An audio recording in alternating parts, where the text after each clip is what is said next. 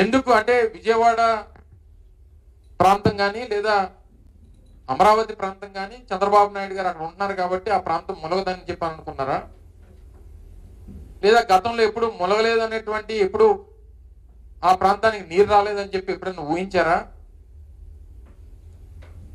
ఇంత నిర్లక్ష్యంగా ఎలా వ్యవహరించారు అనేటువంటి దానికి ప్రజలకి డెఫినెట్ గా సమాధానం చెప్పాల్సినటువంటి బాధ్యత ఈ ప్రభుత్వం మీద ఉంది.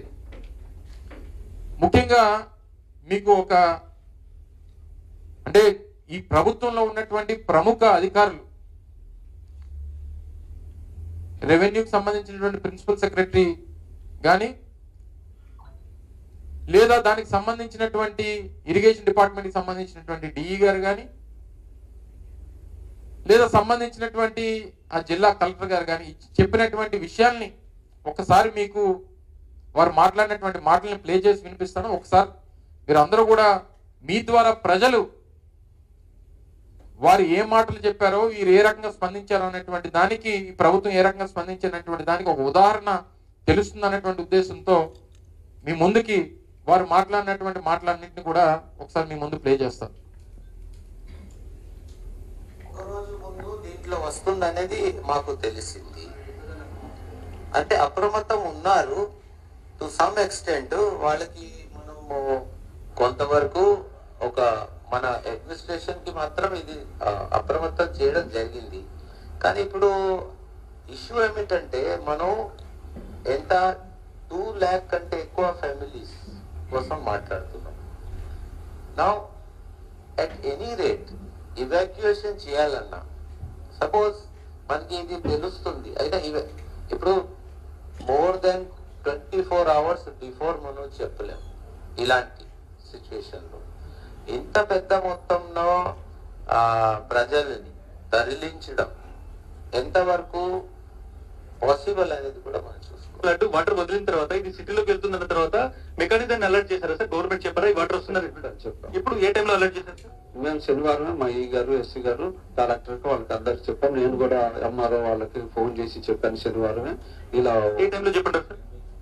మేము శనివారం మా వాళ్ళు ముందే చెప్పారంట. మేము శనివారమే మధ్యాహ్నం మాకు ఇక్కడ పొద్దున శనివారం పొద్దున్న వరకు అసలు ఏం లేదు. మధ్యాహ్నానికి వాళ్ళకి ఇన్ఫర్మేషన్ చేశాం.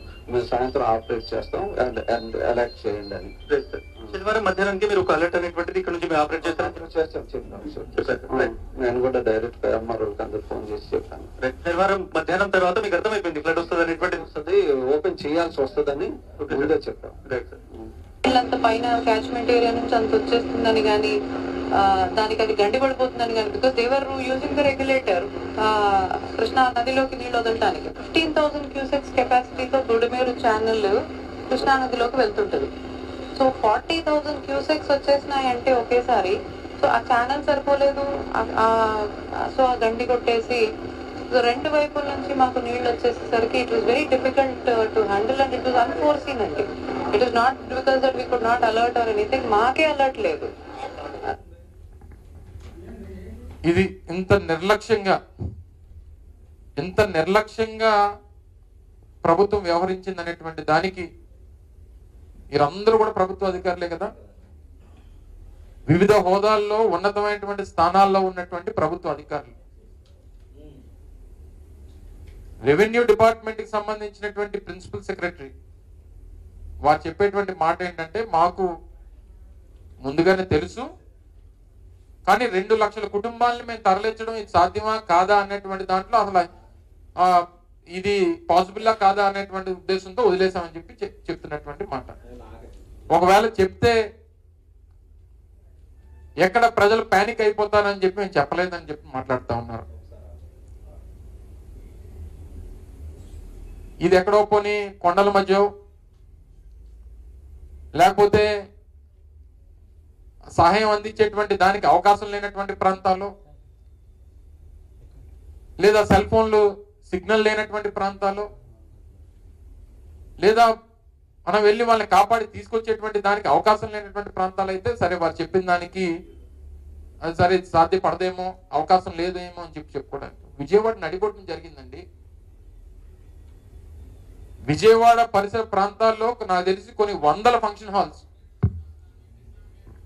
కొన్ని వందల కమ్యూనిటీ హాల్స్, అనేక రకాలైనటువంటి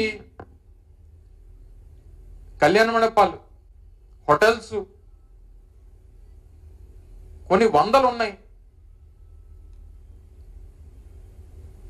సరే 2 లక్షల మంది కాదు, కొన్ని 1 లక్ష మందిని కాపాడాలి కదా. అంటే ఇలా విపత్తు ఉంది, ఇంత నీరు వస్తుంది, వీళ్ళు మునిగిపోతారని చెప్పి తెలిసినా సరే సరే పోతే అందరినీ పోనేలే అని చెప్పి వదిలేస్తారా? ఆయనేమో మేము ముందు రోజే చెప్పాము వరద వస్తుందని చెప్పి, నీరు వదలాల్సినటువంటి పరిస్థితి వస్తుందని చెప్పి మేము ముందుగానే చెప్పామని చెప్పి సంబంధించినటువంటి డిఈ గారు చెప్తారు. సంబంధించినటువంటి ఎంఆర్ఓలకి అందరికీ కూడా మేము తెలియపరిచామని చెప్పి ఇరిగేషన్ డిఈ చెప్తారు. జిల్లా కలెక్టర్ గారేమో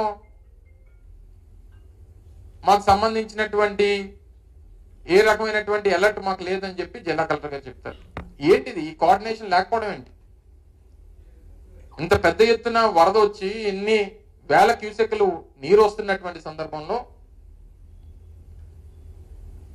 మీకు ముందుగానే తెలిసి కనీసం ప్రజల్ని రక్షించాల్సినటువంటి బాధ్యత మీకు లేకపోవడం అనేటువంటిది ఎంతవరకు సమంజసం?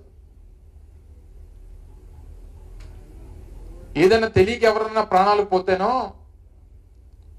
తెలియక ఎవరన్నా ప్రాణం వదిలేస్తేనో అది ప్రమాదంగానే చూస్తాం మనం.